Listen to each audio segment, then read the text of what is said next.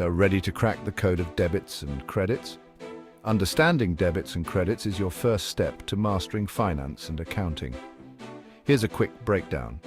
Debits, or DR for short, increase assets like cash, inventory, or equipment.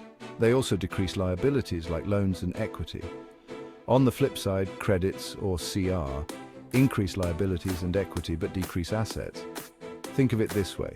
In every transaction, there's a give and take. For example, if you buy equipment with cash, you debit equipment, which increases an asset, and credit cash, which decreases an asset. Here's another example. You receive £1,000 in cash from a customer. You would debit cash, increasing your asset, and credit revenue, increasing your equity. Remember, debits always go on the left and credits on the right. And total debits must equal total credits. To make it easier, visualize a T account to see how debits and credits impact each side.